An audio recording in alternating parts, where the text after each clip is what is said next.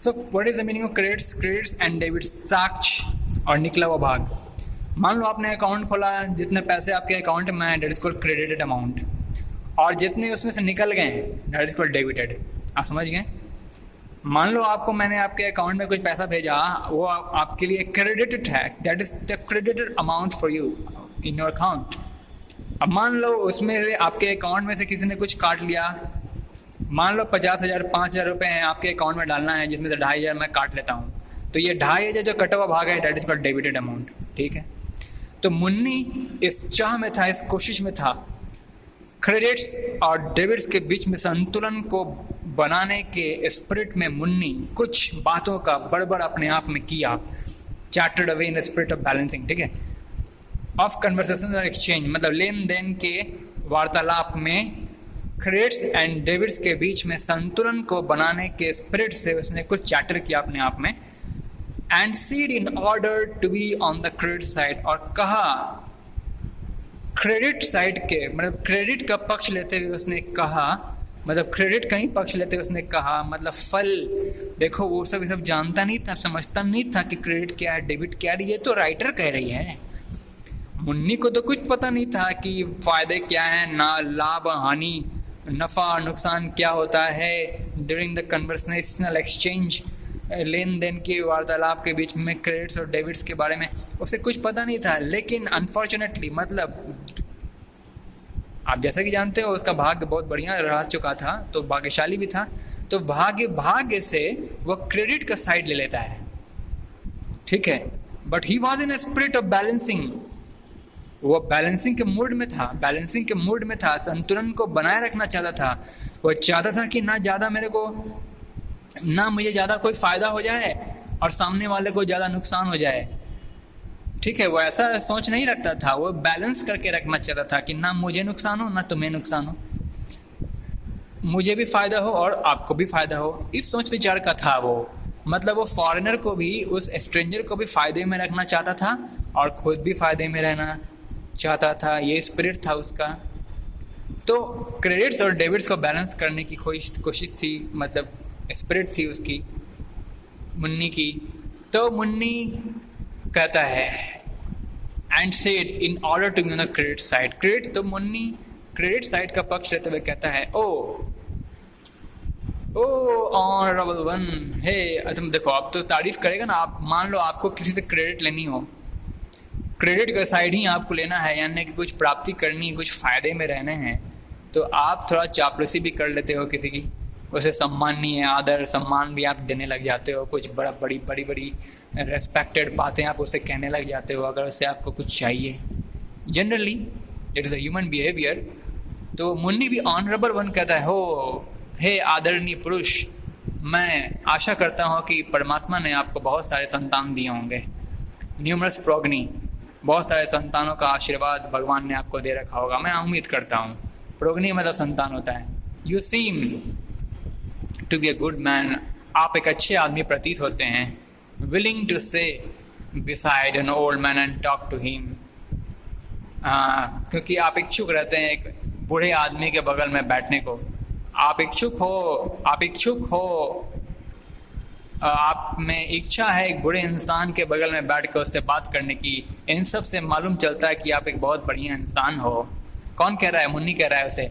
While all day I have none to talk to, पूरा दिन मैं इस पेडेस्टल पर बैठा रहता हूँ, मैं इस घोड़े के पेडेस्टल पर बैठा रहता हूँ और मेरे पास करने को कुछ नहीं है। मेरी बकरियाँ खाली घास चबाते रहती हैं और मैं भी यूँ ही बैठा रहता हूँ, मेरे पास करने को पूरा दिन कुछ नहीं रहता है। Noting the other's interest in his speech, Munni felt encouraged to ask. अब मुन्नी ये नोट करता है कि फॉरेनर का काफ़ी रुझान उसकी बातों पर, उसके वक्तव्य पर, मुन्नी के वक्तव्य पर मुन्नी ये पाता है, ये नोटिस करता है कि उसकी वक्तव्य पर फॉरेनर का, उस स्ट्रेंजर का काफ़ी रुझान है, काफ़ी इंटरेस्टेड है वो फॉरेनर मुन्नी के वक्तव्य को लेकर के।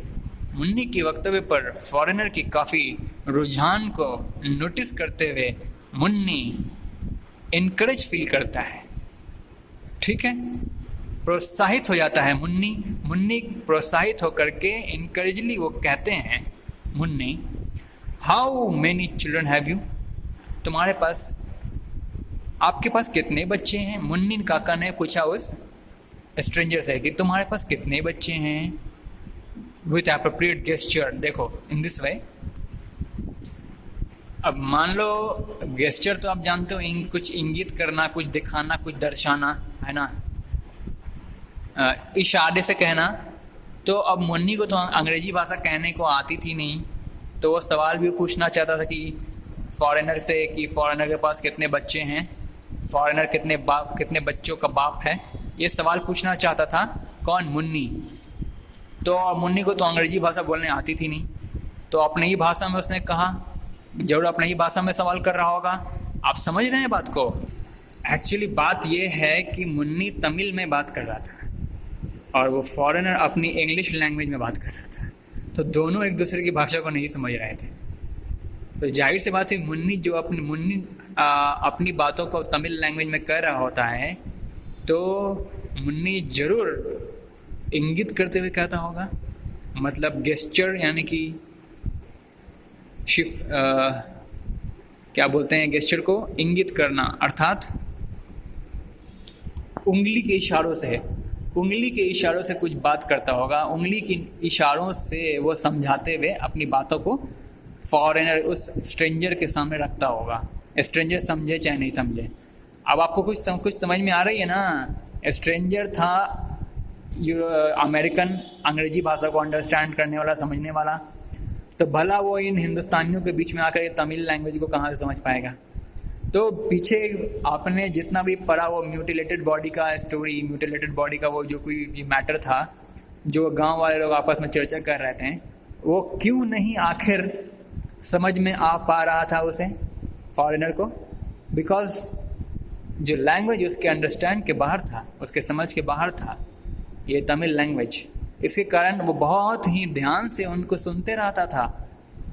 उन गांव वासियों को, मुन्नी के गांव वासियों को, तमिल के उन सारे लोगों को बहुत ही पेशेंटली और पोलाइटली सुनता था, मगर समझ कुछ भी नहीं पाता था, क्योंकि भाषाएं का यहाँ पर भी विषयांतर है, भाषाओं का यहाँ पर भेद है, ठीक है।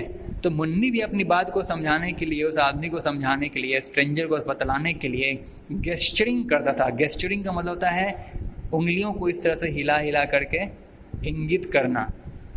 पूछ रहा था कि तुम्हारे पास कितने बच्चे हैं, इस तरह से 4 उंगली दिखाते हुए, क्या 4 बच्चे हैं, क्या 5 बच्चे हैं, है ना, हाँ, क्या 5, फिर 2, मतलब 7 बच्चे हैं, क्या 5, कि 3, क्या 8 बच्चे हैं, इस तरह से मतलब गेस्चरिंग कहते हैं। तो उसके अंडरस्टैंडिंग के लिए, फॉरेनर के अंडरस्टैंडिंग के लिए मुन्नी इस तरह से बात कर रहा था। पूछा, उसे सवाल पूछा, काफ़ी इनकरेज होते हुए। When Munni felt encouraged and encouraged to ask how many children have you with appropriate gesture। आप समझ गए appropriate gesture मतलब उंगली शो करते हुए, 2, 5, 5 और 2 यानी कि 7 बच्चे, 2 फिर 2 यानी कि 4 बच्चे, 3 फिर 2, इस तरह से उंगली का गेस्चरिंग दिखाते हुए सवाल पूछा। अब बताओ मुन्नी के इस गेस्चरिंग को वो फॉरेनर कैसे लेगा? फॉरेनर के तो दिमाग में चल रहा था रुपया कि भला इस स्टैचू का कितना कीमत लगाएंगे ये मुन्नी काका। ये जो स्टैचू मैं खरीद करके इनके हाथों से ले जाना चाहता हूँ अपने घर, भला इसकी कितना रेट लगाएंगे, कितनी कीमत लगाएंगे ये मुन्नी काका। तो उसके दिमाग में तो ये चल रहा था और मुन्नी के दिमाग में कुछ और चल रहा था। तो फॉरेनर को जो महसूस हो रहा था, फॉरेनर जो समझ रहा था, फॉरेनर जो पैसे के बारे में सोच कर चल रहा था, तो पैसा समझ गया।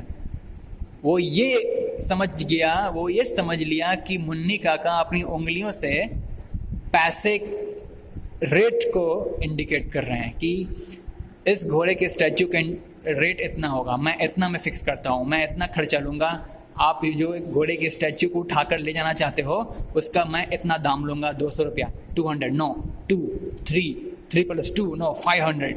मैं इतना रुपया लूँगा। ये सारी बात को वो समझ चुका। कौन? फॉरेनर। फॉरेनर कुछ और समझ रहा था। आप समझ गए बात को?